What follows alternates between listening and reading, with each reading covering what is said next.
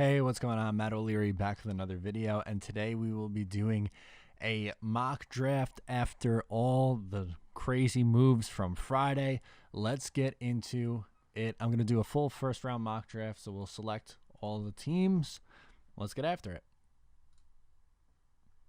All right, so Jacksonville on the clock. We know they are going with Trevor Lawrence. That is the biggest no-brainer. With the Jets at number 2, I think they are going Zach Wilson. I think that was cemented yesterday. And I think if they weren't taking a quarterback, the 49ers would have traded up with the Jets. But since they traded up to 3, I think it tells you everything you need to know. Zach Wilson's going to be the pick at 2.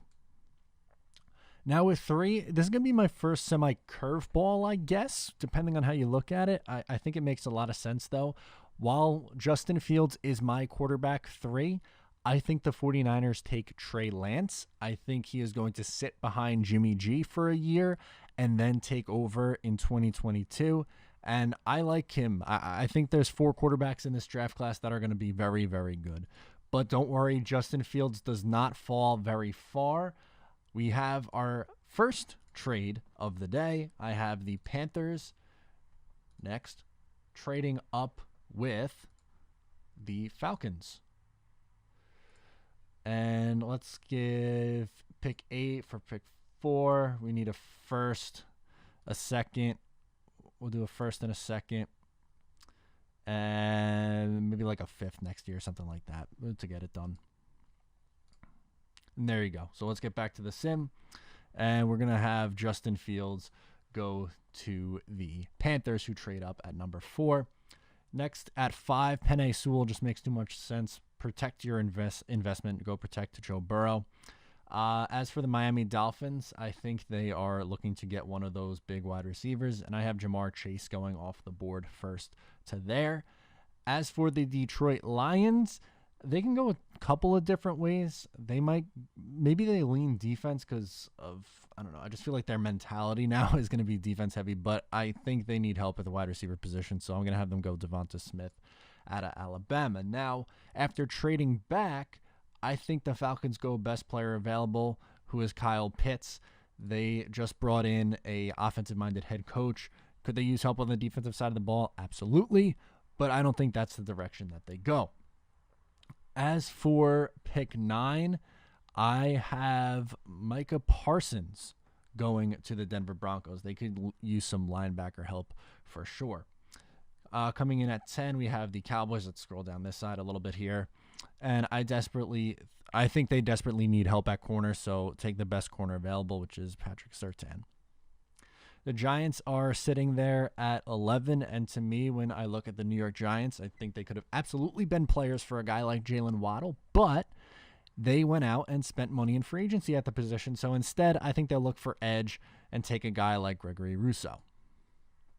Now at 12, what is the biggest need for the Philadelphia Eagles? Weapons on offense. Jalen Waddle seems to make a ton of sense. I think Devonta Smith is the guy they really would have liked, but I don't think he falls that far. So Jalen Waddle is the pick. Similar to the Cincinnati Bengals, I think you have to protect your investment if you are the Chargers. So give me offensive tackle Rashawn Slater. As for the Minnesota Vikings, to me, their biggest need is on the interior. So guard Elijah Vera Tucker goes off the board.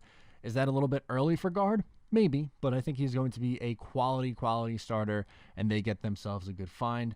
As for 15, I considered having the Patriots go quarterback, but instead, I think they waited out a little bit longer. I think they're fully comfortable running it back with Cam Newton. So instead, I think they're going to go with a corner, and I'll have them take J.C. Horn. I think Caleb Farley is probably, in my eyes, the second best corner in this class, but with the injury, I think they're going to go with the safer bet in J.C. Horn. But unfortunately for the Cardinals, they were probably hoping that Horn fell to them, but they instead will go the riskier route and take Caleb Farley at 16. As for the Raiders, I feel like they can go a couple different directions, but linebacker seems to be a pretty big need for them, so I'm going to have them take the linebacker out of Notre Dame at 17. Let's see, 18, Miami Dolphins are back on the board. This seems to make a ton of sense. You have to protect your offensive weapons and your young quarterbacks. They take the offensive tackle after getting him a weapon earlier on. As for 19, I think this is where we see Mac Jones go, and I think he can sit behind Ryan Fitzpatrick for a little bit. And Chicago, unfortunately, is kicking themselves because I desperately think that they need help on that side of the ball for sure. As for the Bears, I have them going with defensive tackle Christian Barmore from Alabama. 21, when I look at the Colts, I think on the defensive side, they need help at edge. And a guy like Ojulari, who is really good on the edge from Georgia, just seems to make a ton of sense, so I'll have him go there. 22, I'm going to have Rashad Bateman go off the board.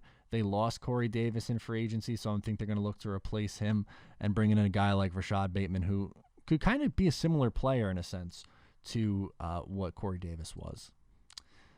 As for the New York Jets, I think they are going to look to add a corner in the first round.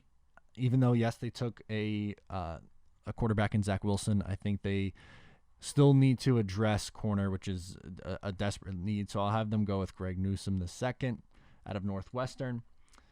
At pick 24, I think when you look at the Steelers, what was their biggest need offensively last year? Running back. They did not get very good running back play, so Najee Harris is the pick there at 24. Samuel Cosmi still being on the board at 25, I think is really nice for the Jaguars. They draft him as a player to be going alongside on the offense with Trevor Lawrence for hopefully a long time for them. As for 26, I think this is where we see Kwity Paye go. Yes, they have Myles Garrett, but I think they need help on the other side of the ball for sure. Looking at the Baltimore Ravens, they have a solid offense, but they desperately need help at the wide receiver position. It's not looking too good for them. So Kadarius Toney, they go with a guy from Florida who has some speed as well. Let's get to the Saints. Do they take a wide receiver? I don't think there's good value or good enough value at that point. So instead, I'm going to have them go with Zaven Collins, the linebacker out of Tulsa. At 29, the Green Bay Packers. Are they finally going to go offense and get a wide receiver there? I don't think so.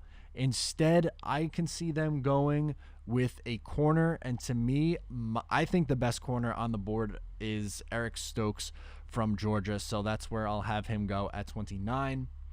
Now to 30. What do the Buffalo Bills need?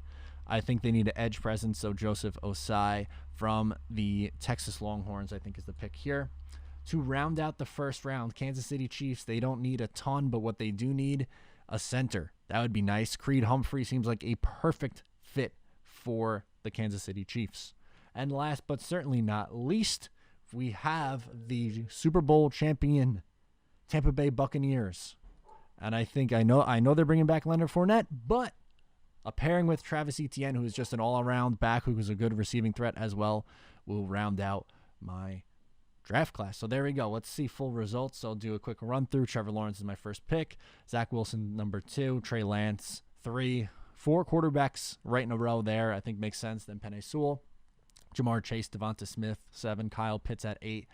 Parsons at 9. Surtain, Rousseau, Waddle. There's a little bit of an edge run coming up in a second here anyway. Slater at 13. Vera Tucker, 14. Horn to the Pats. Farley to Arizona. We have a linebacker going out to the Vegas Raiders. Offensive tackle, Mac Jones at 19. Barmore, to the Bears. Azeez Ojulari going at 21. Bateman at 22. Jets grab a corner at 23. Najee Harris goes 24. Offensive tackle for the Jacksonville Jaguars. And then we see the rest of the way. Edge, wide receiver, linebacker, corner. Edge, Creed Humphrey at 31, which I think they would love that value, and Travis Etienne at 32. So let me know. That's my mock draft after the trades that we saw this past weekend.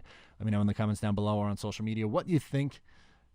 Thank you so much for tuning in today. I'm Matt O'Leary, and I'll talk to you next time.